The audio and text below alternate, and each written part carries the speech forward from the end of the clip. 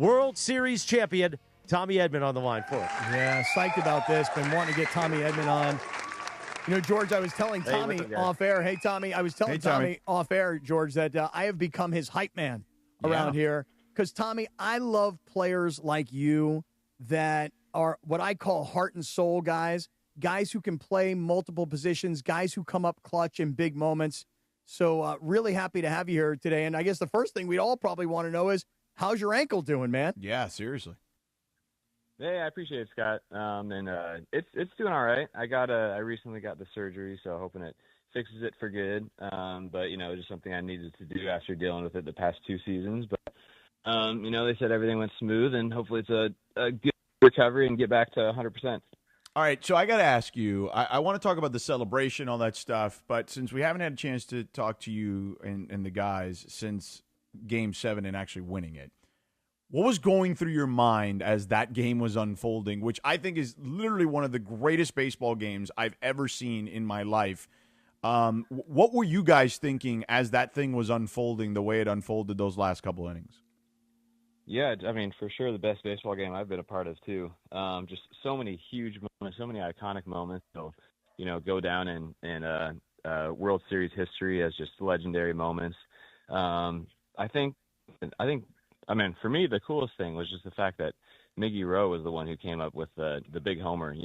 Everybody knew that Shohei was coming up that inning, that he was going to potentially get up with 2 outs and and then Miggy's the one that comes in, and that's just the game of baseball. And there's times in World Series history where the kind of unexpected hero comes through, and he was definitely that guy, and nobody deserves it more than Miggy. He was kind of the leader of our clubhouse this year, getting everybody going. Kind of the guy that would pick us up if we had a few games where we struggled, and baseball has a way of rewarding you for all the work that you put through the year and caring about your teammates, and it was just everybody was so fired up for him. Tommy, no question. To George's question though, I follow up is this: what did you think though when Yamamoto was coming into pitch on no rest of any kind? What were you thinking about then? Yeah, I've never seen anybody do that. I was just thinking, man, his arm's got to hurt so bad right now. But, it's Game 7 of the World Series, and you do whatever it takes. And, for him just to be able to do that, speaks volumes about the kind of teammate he is, the kind of guy that he is, and, that he's just doing whatever it takes to win us another World Series.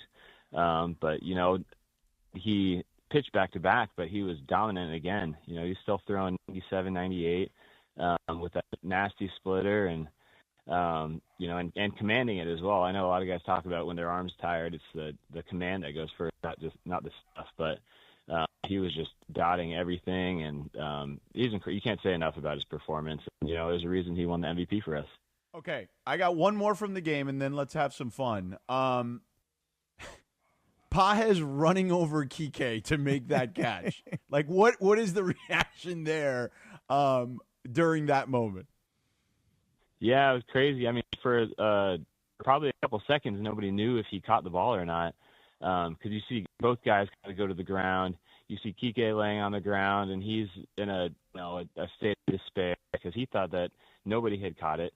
And then you see Andy kind of get up off the ground, start to run off the field, and you're like, oh, thank goodness he caught it. And then he turns around and sees Kike lying on the ground. He's like, hey, don't worry, bro, I caught it.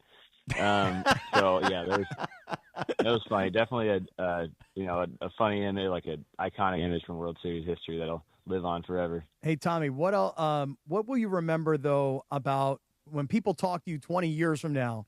Game 3, the 18-inning game, which was one of the craziest games we've ever seen, with Freddie hitting the walk-off. But just when you think about that game, your memories from Game 3, the 18-inning game. Yeah, I mean, again, that's another game with, it's 2 games packed into one. Obviously, Freddie's homer, the 4-inning performance by Will Klein. Honestly, just our whole bullpen.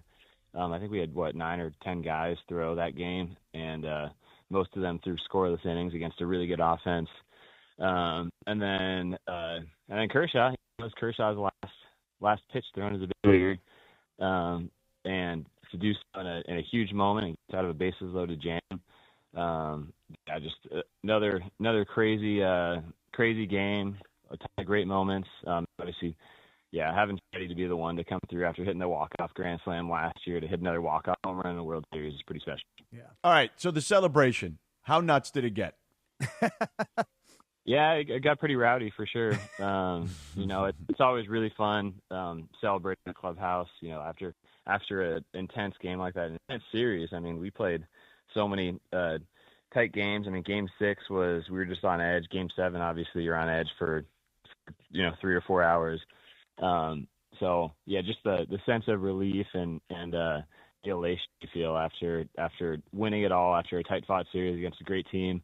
And then the parade, getting back to LA and having the parade and celebration and everything. It was just, most incredible couple of days. And then days after, I feel the exhaustion just set in, and you're ready to lay on the couch for about a week or so. Yeah, I was going to ask, what has life been like now? Because it's probably been, 3 weeks or so, 4 weeks, whatever it is, from the time the World Series ends and the parade happens, and then you guys all kind of go your separate ways. What has your life been like over the last few weeks? Yeah, part of it was just, getting out of coming back from LA, going back to San Diego, and getting everything moved out and moved back in here, hanging out with the family a lot.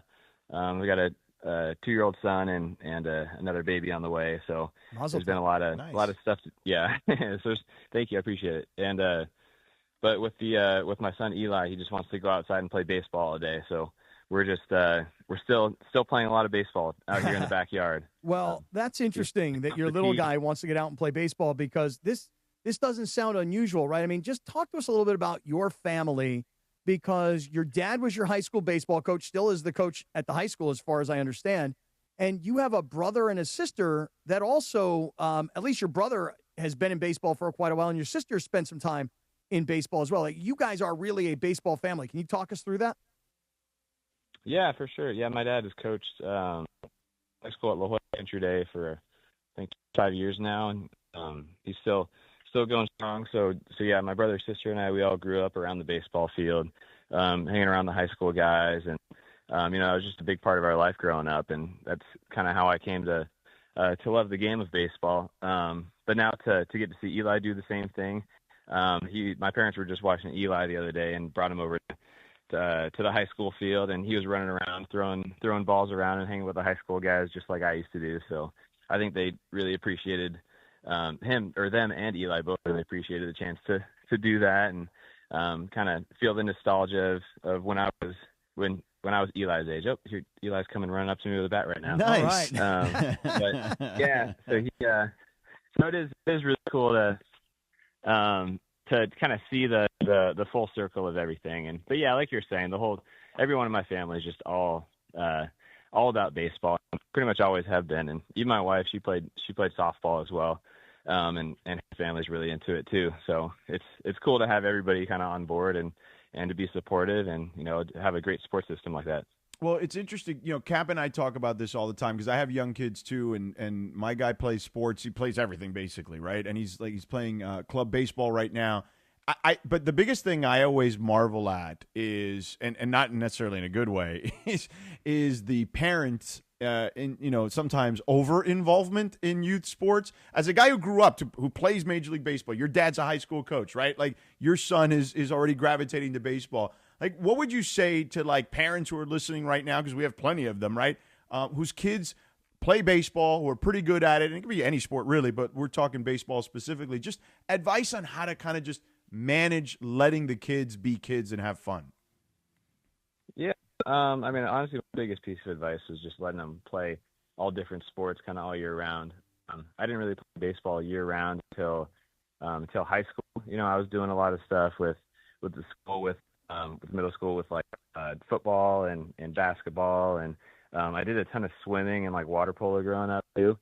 So I think just encouraging the kids to try out a bunch of different things. And I think that's kind of the case for a lot of big league players now, because that's kind of how you become like the best athlete, is just by doing a bunch of different stuff instead of focusing just on one thing. And typically if you look at the big leagues, it's a lot of the best athletes. It's not just the guys who have played the most baseball. It's just best athletes, and then guys who have built their skills over time instead of trying to develop all those skills when you're 9-10 years old.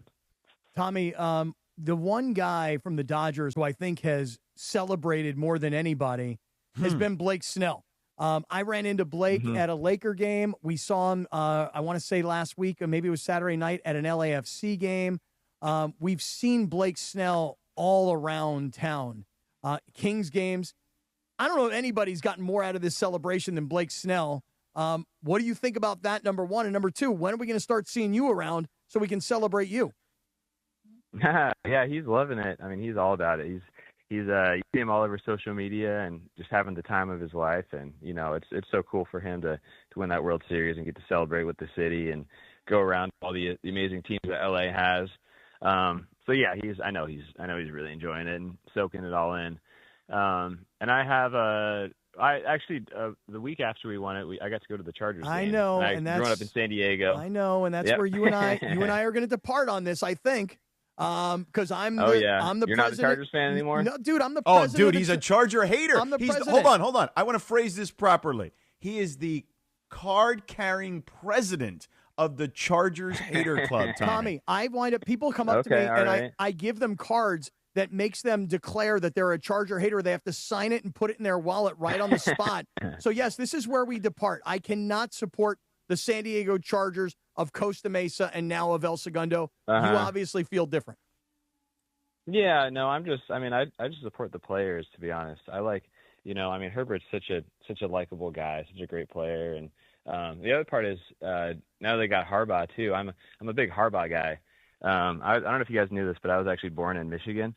And my dad and his family, they lived in Michigan like his whole almost his whole young life until he went off to college. And then he went to Michigan for grad school. So I grew up a Michigan fan, so I was big on Harbaugh when they won the national championship. And then Harbaugh was at Stanford as well, which is where I went. So him coming to the Chargers was pretty cool to see. So Harbaugh and Herbert, and then I used to love watching, obviously, Phillip Rivers and LT and Gates and all those guys back in the day. So I just kind of kept rooting for the Chargers even after they moved to L.A. All right, well, I can't blame you too much. You said it right. You support the players. That also sounds like you don't support the owners, which I like to hear. And if I put words in your mouth, please excuse me, but I have to do that. Yeah, and by the way, I get the other side, though. I get the other side completely. I do hope, I'll tell you this, though, I do hope that they move back to San Diego at some point. It would be awesome. It would be a hell of a story. I'm with you on that. Like I have to temper the other side here because to your point, dude, Herbert is awesome to watch. Herbert is great. He's my fantasy and quarterback. Harbaugh is like so good, so like fun to cover. Like he says the craziest, funniest things all the time. Like we have so many drops we use on the show of just like his press conferences. He says like the silliest things that are hilarious, but also apply to helping guys feel good about themselves to win football games. Like, I just think they are a feel-good story. Yeah, you don't like the owner. I get it. But, man, those guys, they're busting their ass, and they're doing a good job this year. I say, Tommy, come over to the Rams. Come over to Sean McVay. Come over to Matthew Stafford. Come over to Devontae Adams. Come over to my side. Come over to the Rams. Hey, I love the Rams, too. An AFC team and an NFC team. There you go. Exactly. Look, Tommy, you're a rational human being. Well, unlike Kappy here, who's irrational and emotional. Well, my NFC team is the Rams, and I made the declaration at the beginning of the year that my AFC team was the Raiders, and of course I'm humiliated by that whole thing. Oh my God, what a now. disaster that is. Geez. I know. That's tough. I know. What a mess. What a mess. Yeah. Well, and you did that out of spite. Yes. You realize that. Yes, You did that completely out of spite. You picked the Raiders specifically. You tried to make it seem like it was a Pete Carroll thing, but it was really more a dig at the Chargers. I guess. Maybe it was, but I'm suffering through a Raider season. Well, Tommy, let me ask you this. So when we get back to baseball next year, would you like to play second base? Do you prefer center field? I mean, do you have a preference at all? Will the ankle be good enough? Go, hey, I can go back out to center field because you went back and forth even when we were hearing about the ankle. What would you prefer next year? Yeah, hopefully I'll be in a spot where I can play both. That's kind of the goal, is just to get back to a spot where I'm, fully 100% and do everything. Even like stealing bases, like I haven't stolen any bases the last 2 years just because my ankle would flare up whenever I tried to do that. So so that's the goal, is to just get back to 100% of what I typically am as a baseball player. And that would mean, playing both center field, second base, and wherever else I'm needed. So yeah, that's kind of the goal. Obviously it kind of depends on what off season looks like in terms of, the people that we get. So I mean, that's obviously what makes me valuable to the team, is it allows us to have some options in terms of how we can upgrade, because I can kind of bounce around the field like that. Yeah. Well, we can't wait to have you back on the field, dude, and healthy and ready to roll, because to Cap's point, you're awesome. Like, you are so fun to watch each and every day. My son, I mentioned 7-year-old, plays baseball, loves you, loves the team. Like, he has fallen in love with baseball in a way because of you guys. And I think I could speak for a lot of people in this community because of the success you guys have had and how fun you guys are and what a great group you guys are to watch. Thank you. I appreciate that. And I'll double down on it by saying this. You ready? I'm super happy for you, man, to come to the Dodgers and 2 years, get 2 world championships. But you know who I'm really, really happy for, Tommy? I'm so stoked for your dad.